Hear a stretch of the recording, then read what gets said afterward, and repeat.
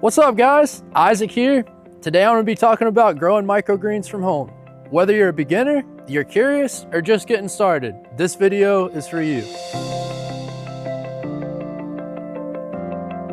If you're just starting out, if you're a beginner trying to figure out which crops you should start with, I would recommend pea tendrils, sunflowers, broccoli, or kale because they just grow super easy. You don't need any techniques.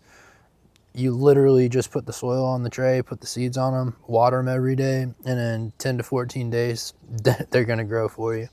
So I would start with those before you get into more definitive crops where you're actually trying to get crazy true leaves and all that stuff, just so you can figure out simple things like how often do I need to water the soil? You know, start with those and you can always grow from there. So let's talk about what materials are important whenever you're considering growing microgreens. First off, lighting is very important. There's all types of lights out there on the market that you could choose. We have some really cool tube LED lights that have plastic covers on them. They're really awesome. They're very affordable and they link together so you don't have to plug each individual one into the wall. You just have one plug that goes into the wall and then the rest daisy chain together in order to connect. So they're really efficient. They don't take up a lot of space. And they're very bright as well. So definitely any type of T5 LED, if you've been doing a little bit of research and there's one that you've had your eye on, you could definitely use that. But you could even go as basic as just using a shop light from a home department store. With microgreen seeds, there's not really any type of magic microgreen seed or some special type of seed that makes a microgreen. It's really just normal genetics that are targeted for fast germination rates. So there's a lot of really good microgreen seed distributors online. I would just recommend going online, doing a little bit of research, compare prices, call, ask questions, see if they have a way to tell you what the actual overall germination rate of the actual seed lot that you're getting is, so that you can figure out what the quality is. On each bag, there's gonna be a germination rate. This is gonna kind of give you an idea of what your success rate's gonna be when you actually go to grow the crops. So anything under 60%, you wanna stay away from. You wanna make sure that whatever seeds you're getting has a range of between 80 to about 98% germination rate, so that you know that the seeds that you get are gonna be good and healthy and they're gonna produce very thick, successful crops. Soil's another very important component when growing microgreens. We actually did a whole nother video here on YouTube about what type of soil we like to use and why. The link's gonna be in the description below. We definitely encourage you to check that out. But as far as the soil that we like to use, we really like to use ProMix. I really like to use it because it retains moisture, but it doesn't allow the crops to necessarily get waterlogged.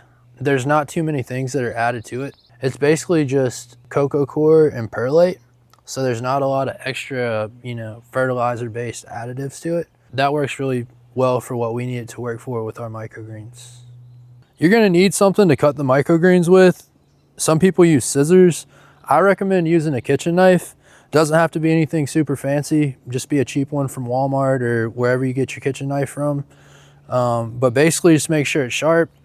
You're gonna want to take your greens and harvest them just above the rim of the container right here.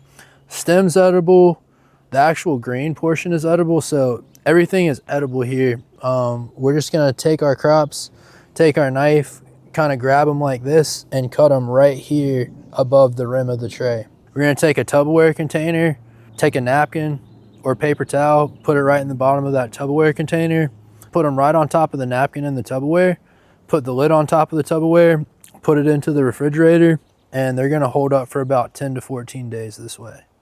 Having a small desktop oscillating fan will be really helpful with growing your microgreen crops, because it's gonna help to make sure that there's no moisture accumulation in the center of your trays. And we're gonna talk a little bit more about this later, but basically it improves the overall quality and longevity of the crops once they're harvested. So you're gonna need two different types of 1020 trays. The one that goes on top is going to be a 10-20 tray with holes to allow for the water to go up into the tray so that you can actually water the crops. And then you're going to want another 10-20 tray that doesn't have any holes. And this is going to be the one that houses the water. So what you're going to do when you go to water is you're going to put this 10-20 tray with holes on top.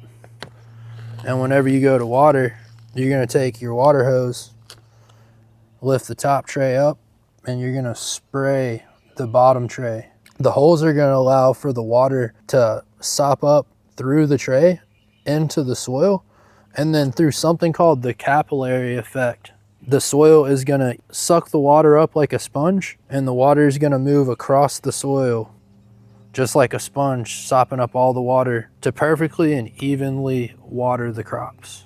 We don't want the level of water on the tray to really be too much higher than the grooves in the bottom of the tray. So just use that as a tool of metrics. That should be enough water to keep the crops hydrated for about 12 hours. The three main components of dialing in your grow room is temperature, airflow, and humidity levels. Temperature is going to be the easiest to regulate, and I personally prefer to keep my grow room at about 68 degrees. The two things that are a little bit harder to kind of regulate is humidity and airflow. If you don't regulate your humidity levels, you're going to get this moisture accumulation in the center of the trays. So whenever you go to harvest, the greens on the outside might be dry. Those are perfect to go ahead and package. But whenever you get into the center, you're going to have moisture accumulation. So whenever you take the wet greens and put them into the container with the dry greens, as soon as they go into the refrigerator, that moisture is going to react to the refrigeration in a sense where it's going to think that it's in the cycle of breakdown. So if you put them in there while they're wet, you're going to notice that the greens are going to start to get slimy, and they're going to break down over the course of about 3 to 4 days. Where the airflow comes in is if you have dehumidifiers, the dehumidifier is going to work on pulling the moisture out of the center of the crops, whereas the airflow is going to create literal airflow through all these stems so that it helps to dry out the canopy of the crops. Now, you don't want the soil to be dry.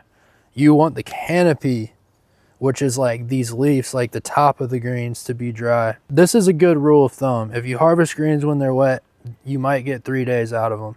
If you harvest them when they're dry, stored in the refrigerator, they're going to last for up to 10 to 14 days. Let's talk about ideal growing spaces when growing microgreens at home. You can get really creative with this. Anywhere you have the ability to fit a 10-20 tray and a place where you can install a grow light over the top is a great ideal candidate for growing microgreens. I've heard of people growing on their kitchen countertop.